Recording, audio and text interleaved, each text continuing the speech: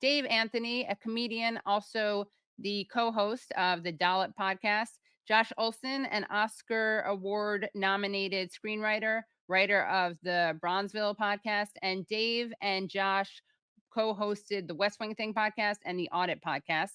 And for the Audit podcast, they sat through a George W. Bush masterclass. And that is part of what makes them experts in this conversation we're going to be having about the Cheney endorsement of Kamala Harris. So welcome, Dave and Josh. How's it going? Hello. Hey, how are you? Where were you? This is like the JFK question. Where were you when you learned that Dick and Liz Cheney had endorsed Kamala Harris? I was in my living room. I was in heaven. Right. Yeah, I was just sitting there in my living room, and then someone sent it to me. Well, let's take a look at what Dick Cheney said, and then let's take a look at some of the reactions. Okay, so here's what Dick said. In our nation's 248-year history, there has never been an individual who is a greater threat to our republic than Donald Trump. He tried to steal the last election using lies and violence to keep himself in power after the voters had rejected him. He can never be trusted with power again. As citizens, we each have a duty to put country above partisanship to defend our Constitution. That is why I will be casting my vote for Vice President Kamala Harris. Now, if I were Kamala Harris, I would hide this. It's not her fault per se, right? That he's endorsed her. It's how you react. Well, no, I disagree with that. It is her fault. I think that if you were doing your job properly, you'd alienate the Dick Republicans like Dick Cheney would be Right. alienated, and they would be That's off true. in the wilderness with no one to vote for. Anybody can say anything. It's the part where she embraces it, and it's the part where liberals are just going, yeah, see, Right. yeah. I have a different take on that. Yeah. I think that Liz Cheney is the Yep. Republican that Kamala is talking about to put in her cabinet, and Mhm. that the quid pro quo was that Dick would also Right. come out and support Yeah. her publicly. The thing that, and all the back and forth with everybody kind of yelling at each other and going, hey, man, it's an existential threat. You take what you can. The phrase, the enemy of my enemy is my friend, comes up all the time, which has been driving me nuts since 2016 when they first started doing it, when all these awful people came out for Hillary, because it's like, that's not an absolute. Most of the time, the enemy of your enemy is still your enemy. Right. Mm-hmm. And it is, it's kind of classic, David and I, you mentioned we did a podcast, the West Wing thing. It's kind of classic Sorkin West Wing brain where, right before Biden dropped out, Aaron Sorkin he wrote that editorial suggesting that Biden drop out and endorse Mitt Romney to be the Democratic nominee. There's this weird thing with some Democrats where it's like, is it a daddy thing where it's like, if the stern, mean daddy will come in and say nice things to us, everything will be good. I don't know. But what gets lost in all the shuffle and in all the back and forth and like, you're stupid and this is incredible is that there are very much, the right is really good at long-term projects. Right. I mean, we've known this, but I remember seeing a video of Jerry Falwell recently, right before he died, and they were saying to him, yeah, a real one. They're saying right before he died, sort of talking about how the fact that Roe v. Wade was still in place, and he was genuine. He had a big smile on his face. He's like, "You don't get it, man. We've been working on this." He's like, I don't have to see it. My kids are going to see it. We've been working on this for a long time. This is part of a project. This is part of a project that the Republicans have been using since Trump came to the front, taking advantage of like that terror that he strikes for some reason in so many liberals' hearts, where they've been slowly kind of, the Republicans that got alienated from their own party, like Cheney. I mean, people forget that Trump demolished Jeb Bush, that whole mechanism. And, this is their kind of infiltration of the Democratic Party and Democratic media, where you end up with people like Steve Schmidt and Rick Wilson and all those Lincoln Project grifters and, David Frum and William Kristol, all being rehabilitated. George W. Bush has been rehabilitated, Liz Cheney of all people. And the thing has been, if you're watching, is like, when are they going to get around to, Dick Cheney? Because all of these people, you do this, you soften them up, and then you slowly kind of infiltrate kind of quote unquote liberal media and liberal politics, and everyone's okay with it.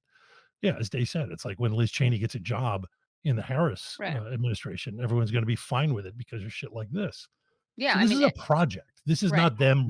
The notion that they're recoiling in horror that Donald Trump tried to overthrow a presidential election is so fucking ludicrous on the face of it. I can't believe anyone's going for it. Well, let's actually take a stroll down memory lane and take a look at what Rachel Maddow actually broadcast before she had resistance brain, when she was actually considering people like Bush and Cheney to be the bad guys.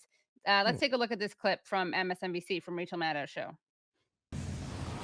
On November 22nd of the year 2000, weeks after the presidential election that year, we still did not know who had won Florida and who had therefore won the presidency. Over 10,000 ballots remained to be counted by the Miami-Dade Elections Board. When Republican operatives, who the Bush campaign had flown in from around the country, heard that that count in Miami was going to go forward, the count of those 10,000 plus remaining ballots, those GOP operatives decided they would physically shut down that count. The two direct organizers of the mob that turned up at the Miami elections office were New York State Republican Party chairman at the time, Brendan Quinn, and New York Republican Congressman John Sweeney, who's now better known for losing his seat in Congress after multiple DUI arrests and domestic violence allegations from his wife, and an odd proclivity for showing up at frat parties and having his picture taken there too. The mob that the GOP sent to stop that count in Miami was billed at the time as a spontaneous grassroots uprising, one that just happened to be made up of no one at all from Miami, all Republican national operatives, including at least a half dozen who, according to IRS records, received payment for their services from the Bush-Cheney recount committee. Here were the Brooks Brothers rioters, just a bunch of ordinary Americans who wanted to see justice done, who were moved to spontaneous protest. Rioter one here, Tom Pyle, an aide to Republican Congressman Tom DeLay. Rioter two, Gary Melfris, former staff director of the House Judiciary Subcommittee on Criminal Justice. Rioter three, Rory Cooper, staff member with the National Republican Congressional Committee. Rioter four, Kevin Smith, former House Republican conference analyst. Rioter five, Stephen Brophy, former aide to Senator Fred Thompson. Rioter 6, Matt Schlapp, Bush campaign staffer. Rioter 7, Roger Morse, aide to Republican Congressman Van Hillary. Rioter 8, Dwayne Gibson, aide to Republican Congressman Don Young. Rioter 9, Chuck Royal, aide to then Republican Congressman Jim DeMint. And Rioter 10, Lena McConkey, former assistant to Republican Jim Ross Lightfoot. Many of the Brooks Brothers rioters went on to pretty good jobs in the Bush-Cheney administration. I thought we cared about democracy, the Constitution, these people, the only difference between them and Trump is that they succeeded. Yeah. Right. That's right. Yeah, they did a coup. They did using this, right? So the street riot is what that is basically.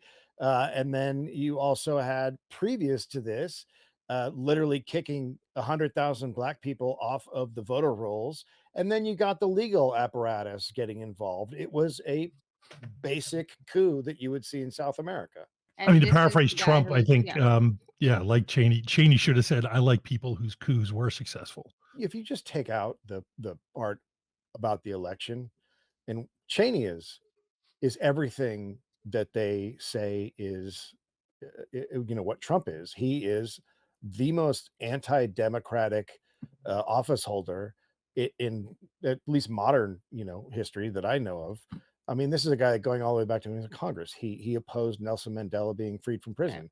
He voted to support apartheid over and over again. Like his entire career is this terrible stuff.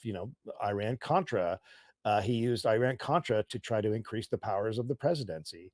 Like everything he's done, and then he gets in office, and it's the imperial presidency, and they're ignoring everything. Right? Torture is now legal, and they can arrest Americans without warrants. Like the whole thing is insane. And then they're like, Project 2025. It's like that's what Cheney wanted. Like some people, I think, buy the idea that, oh, well, it's just that Trump is so bad that we all have to come together. But that's not it. Like the reason that people don't like Trump, so many of these people don't like Trump. Like if you really dislike Trump, but you don't dislike Cheney, it's actually about norms, not about only politics. about norms. Yeah, exactly right. Exactly right. Yeah, because you don't support a serial killer because there's a domestic abuser next door. Like That's just not how it works. You can not like both of them. What about the meme that's like, let them fight? Let them fight. Right. Let these people have at it. The Republicans should be in a civil war.